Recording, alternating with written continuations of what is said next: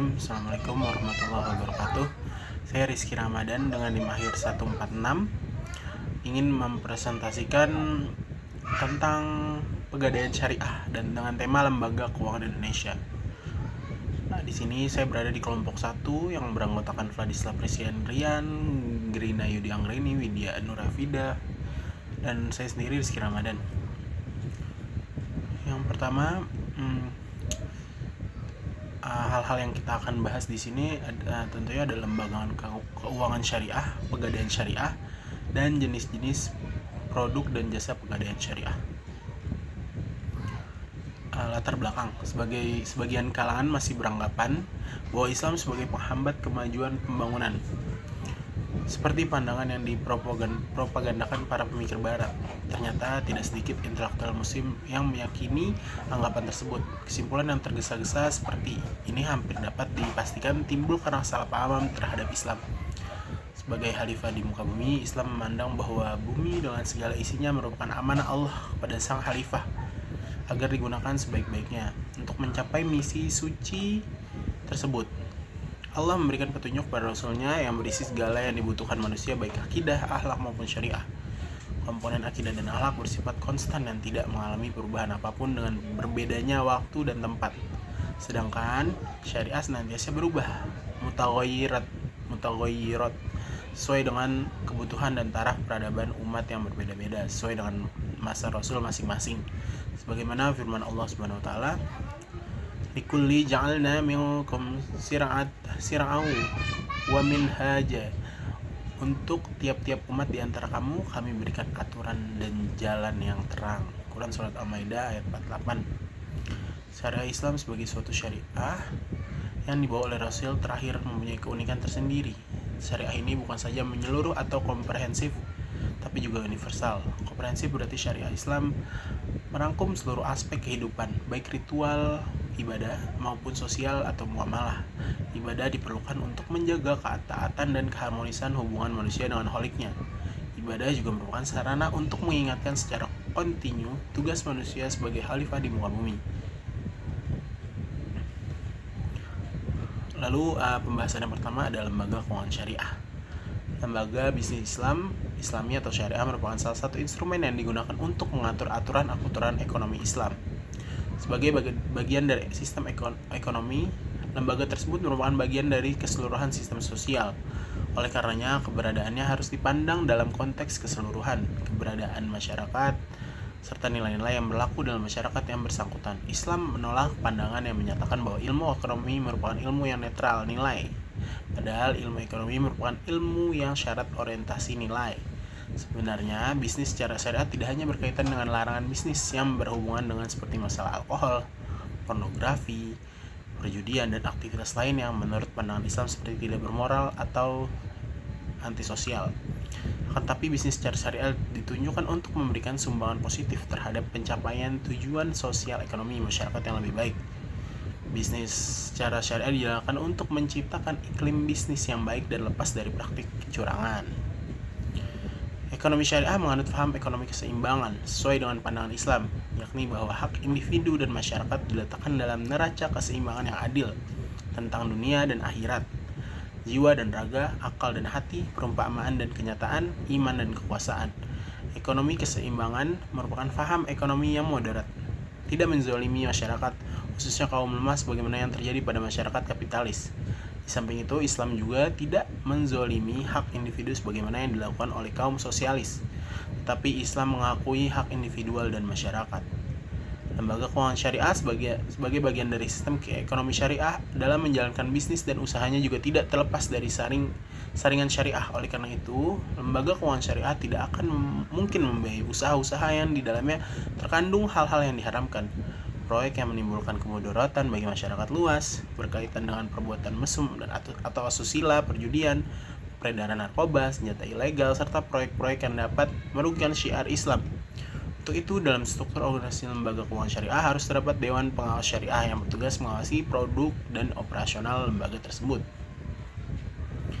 Lembaga keuangan syariah dibagi menjadi dua, yaitu lembaga keuangan bank dan lembaga keuangan non-bank.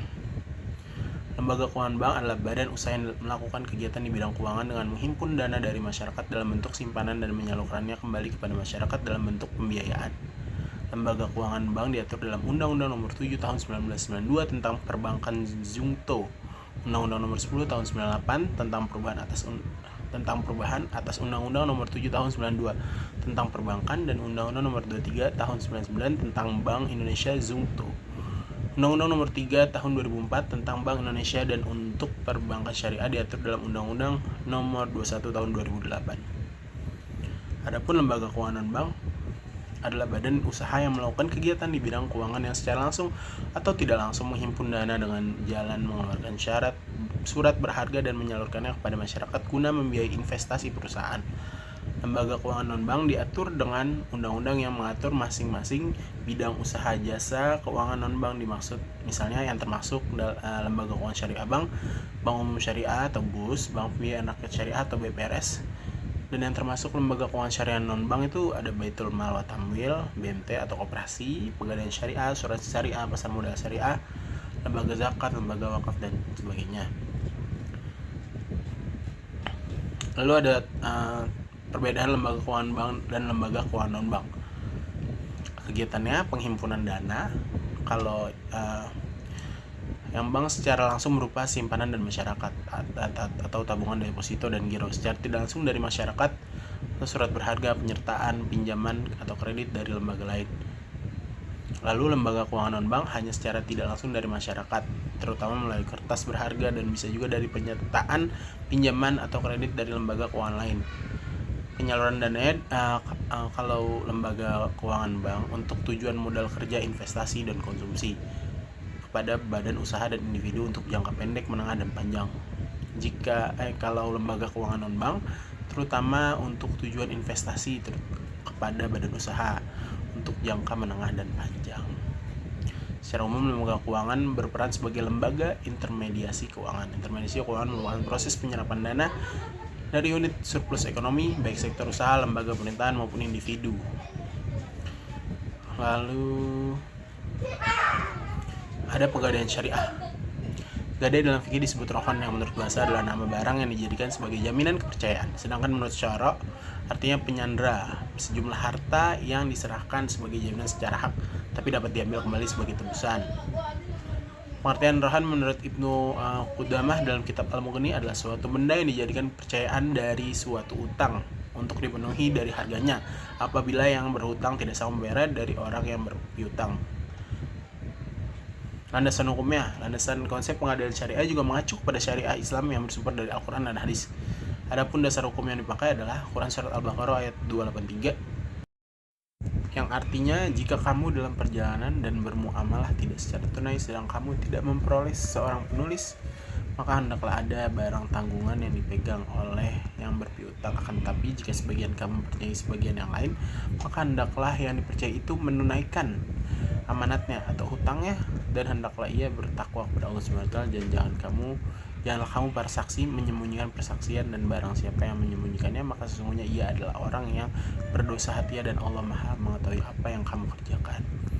Dari hadis Aisyah radhiyallahu anha berkata bahwa Rasulullah membeli makanan dari seorang Yahudi dan meminjamkan kepadanya baju besi. Di riwayat Bukhari nomor 1926, kitab Al-Buyu dan Muslim. Lalu ada tujuan pegadaian syariah. Sifat usaha pegadaian pada prinsipnya menyediakan pelayanan bagi kemanfaatan masyarakat umum dan sekaligus memupuk keuntungan berdasarkan prinsip pengelolaan yang baik. Oleh karena itu, forum pegadaian bertujuan sebagai berikut: turut melaksanakan dan menunjang pelaksanaan kebijaksanaan dan program pemerintah di bidang ekonomi dan pembangunan nasional pada umumnya melalui penyaluran uang pembiayaan atau pinjaman atas dasar hukum gadai, pencegahan praktik pegadaian gelap dan pinjaman tidak wajar lainnya. Lalu ada rukun dan syarat gadai syariah. Rukun gadai syariah ada 5, yaitu rohin yang menggadaikan orang yang telah dewasa berakal, bisa dipercaya dan memiliki barang yang akan digadai. Murtahin yang menerima gadai, orang, bank, atau lembaga yang dipercaya oleh rohin untuk mendapatkan modal dengan jaminan barang. Ada marhun, barang yang digadaikan, barang yang digunakan rahin untuk dijadikan jaminan dalam mendapatkan utang. Lalu ada marhun bih, utang, sejumlah dana yang diberikan murtahin pada rohin atas dasar besarnya tafsiran marhun. Ada sigot, ijab, dan qabul, kesepakatan antara rohin dan murtahan dalam melakukan transaksi gadai. Syarat gadai syariah adalah syarat akid. Ada baik rohin dan murtahin harus mempunyai kemampuan, juga berarti kelayakan seseorang untuk melakukan transaksi kepemilikan. Setiap orang yang sah melakukan jual beli gadai. Ada marhun bih, utang dengan syarat harus merupakan hak yang wajib diberikan atau didasarkan kepada pemiliknya. Memungkinkan pemanfaatannya bila sesuatu yang menjadi utang itu tidak bisa dimanfaatkan maka tidak sah. Lalu ada jenis-jenis produk dan jasa pegadaian syariah. Ada rohin, singkatnya. Produk pegadaian syariah ini memberikan skim pinjaman dengan syarat penahanan agunan.